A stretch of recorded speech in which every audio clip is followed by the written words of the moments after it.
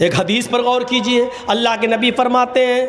بنی اسرائیل میں 72 فرقے ہوئے تھے، میری امت میں 73 فرقے ہوں گے۔ اور نوجوانوں اس حدیث کو ضرور سن لیجئے، بنی اسرائیل میں 72 فرقے تھے، میری امت میں 73 ہوں گے۔ تفترق امتی علی 73 ملہ، میری امت 73 فرقوں میں بڑھ جائے گی۔ حسب النعل بالنعل، جیسے پیروں میں جوتے پہنے جاتے ہیں وہ برابر ہوتے ہیں، کوئی چھوٹا بڑا نہیں، جیسے کوئی چھوٹا بڑا نہیں ہوتا، ایسے ہی میری امت میں بنی اسرائیل میں کوئی فرق نہیں ہوگا، جو بنی اسرائیل نے کیا ہوگا وہ میری امت بھی کرے گی۔ اس کے بعد اللہ کے نبی نے فرمایا حتی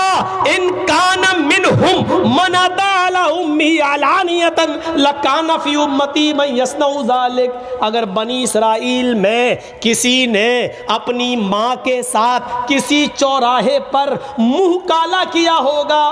نوجوانوں سنو، اگر بنی اسرائیل میں یہود و نصارہ میں کسی نے اپنی ماں کے ساتھ اعلانیہ سب کے سامنے چوراہے پر زنا کیا ہوگا، اپنی ماں کے ساتھ منہ کالا کیا ہوگا،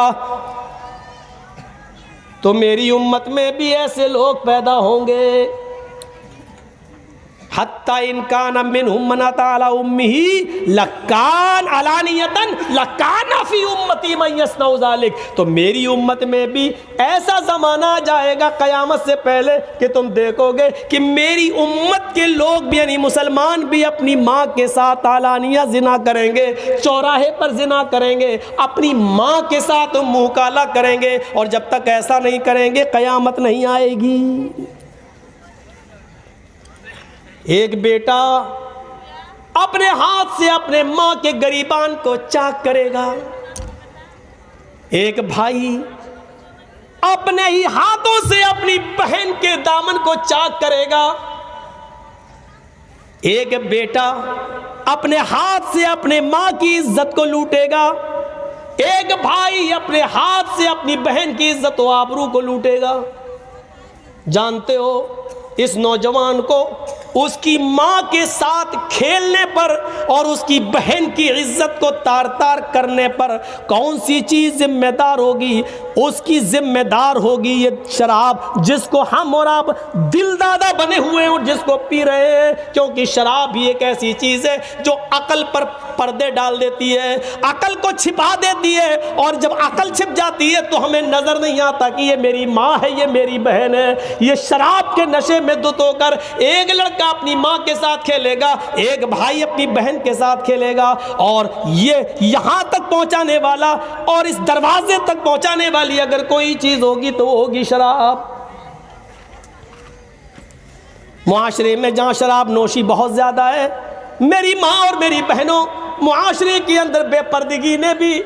ایک غلط ماحول خراب کر دیا ہے۔ آج کل جلسے بھی اس سے محفوظ نہ رہے، جلسے ہوتے ہیں تو میلہ لگتا ہے، اور میلہ لگتا ہے تو نوجوان لڑکے اور لڑکیاں اس میلے میں جاتے ہیں، ان کی لپسٹک بھی ہوتی ہے، پردہ تو بنگال میں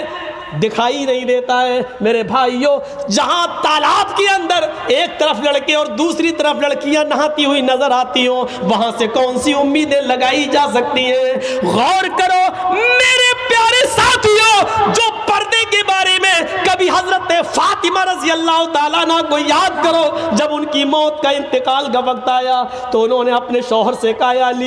اے علی میری انتقال کا وقت قریب ہے، مجھے نہیں لگتا کہ میں بچوں گی۔ فرمایا علی نے ایسا کیوں کہہ رہی ہو؟ اے علی میری ایک وصیت ہے، اس کو نوٹ کر لینا۔ حضرت علی نے کہا تم میری بیوی نہیں، تم میری وائف ہی نہیں، محمد رسول اللہ کی بیٹی ہو، بتاؤ تمہاری کیا وصیت ہے، میں اس کو ضرور پورا کروں گا۔ کہنے لگی فاطمہ اے علی جب میرا انتقال ہو جائے، جب میں اس دنیا سے رخصت ہو جاؤں، جب میں اس دنیا سے چلی جاؤں، تو میرے جنازے کو، میری لاش کو کفن سے ڈھانک دینا، سفید رنگ کا کفن جب میری لاش پر چڑھاؤ تو میری لاش کو میری چارپائی پر بٹھا کر جب قبرستان کی طرف لے کر جاؤ تو اے علی رات کے اندھیرے میں لے جانا، عشاء کی نماز کے بعد مجھے قبر میں دفنانا، دن کے اجالے میں دفن نہ کرنا، میری قبر کو دن میں، میری لاش کو دن میں نہ اتارنا قبر میں۔ حضرت علی نے کہا اے فاطمہ ٹھیک ہے میں ایسا ہی کروں گا، لیکن رات میں ہی کیوں،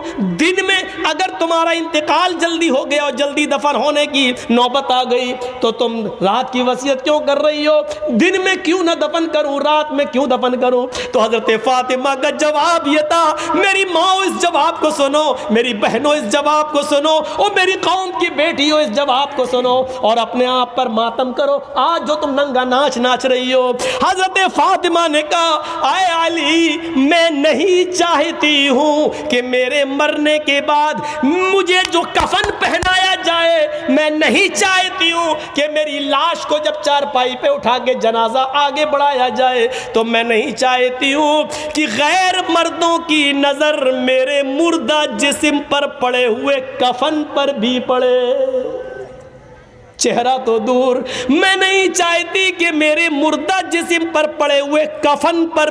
کسی غیر مرد کی نظر پڑے، میں نہیں چاہتی۔ یہ تھا محمد رسول اللہ کی بیٹی کا پردہ، یہ تھا محمد رسول اللہ کی بیٹی کا حال جو انتقال سے پہلے یہ وصیت کر رہی ہیں۔ وہ موبائل چلانے والی ہو سوچو، وہ فیس بک چلانے والی ہو سوچو، وہ واٹس ایپ پر الٹی سیدھی اور خوبصورت لڑکیوں کی فوٹو لگا کر نوجوانوں کو اپنے شکل و صورت سے بھڑکانے والی ہو سوچو، شاید تمہارے ہی بارے میں اللہ کے نبی نے فرمایا ایسی عورتیں کبھی بھی جنت کے اندر داخل نہ ہوں گی، لا يدخلن الجنہ ولا یجدن ریحہا، جنت میں جانا تو دور جنت کی خوشبو بھی نہیں پائیں گی۔ میری بہنوں اپنے آپ کو سنبھالو، میری قوم کی بیٹیوں اپنے آپ کو سنبھالو۔ پورا مہاراشٹر میں آج دیکھ لو کتنی مسلمان لڑکیوں نے کورٹ میں اپلیکیشن دے دی ہے اور وہ غیر مسلم لڑکوں کے ساتھ آج نکاح کرنے کے لیے تیار ہے۔ کتنی غیر مسلم، کتنی مسلمان لڑکیوں نے غیر مسلموں کے ساتھ نکاح کرنے کے لیے اپلیکیشن دے دی اور کہہ دیا میں چاہتی ہوں کہ میری شادی ان کے ساتھ ہو، میرے باپ اور میرے بھائی مجھے روکنا چاہیں گے لیکن میں بالغ ہوں، میں اسی غیر مسلم کے ساتھ اپنی مرضی سے نکاح کرنے کے لیے تیار ہوں۔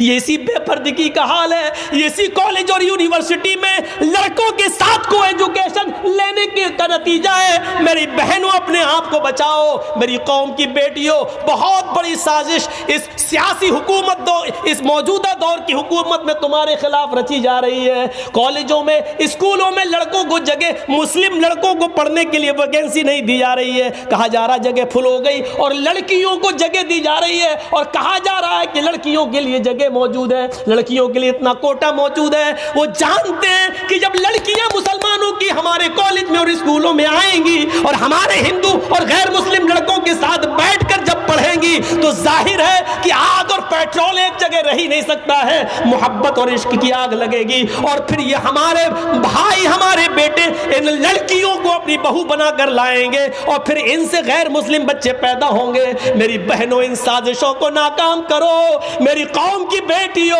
ان کے منصوبوں پر پانی پھیرو، محمد رسول اللہ کی شریعت پر آنچ نہ آنے دو، محمد رسول اللہ کی شریعت کو بچاؤ، آج کے اس دور میں بچاؤ۔ اگر اسلام کے اندر ہاتھ جوڑنا جائز ہوتا تو میری قوم کی بیٹیوں میں تمہارے ہاتھ جوڑ لیتا، اگر اسلام کے اندر بھیک مانگنا جائز ہوتا تو میں اپنا دامن پھیلا کر تم سے بھیک مانگ لیتا۔ میری قوم کی بیٹیوں میرے دامن میں اتنی بھیک ڈال دو کہ تم اپنے آپ کو پردے میں رکھو، اپنے آپ کو فیس بک اور واٹس ایپ اور میسنجر سے بچا لو اور اسلام کی خدمت کرو، حضرت فاطمہ جیسا پردہ کرو، اور اتنا نہ کرو تو کم سے کم موجودہ معاشرے میں ایسا تو کرو کہ تمہارے ماں باپ کی اور بھائیوں کی عزت ان کی چھلی چھلی نہ ہو، ان کو شرمندگی محسوس نہ ہو، معاشرے کو شرمندگی محسوس نہ ہو، اتنا تو کم سے کم کریے۔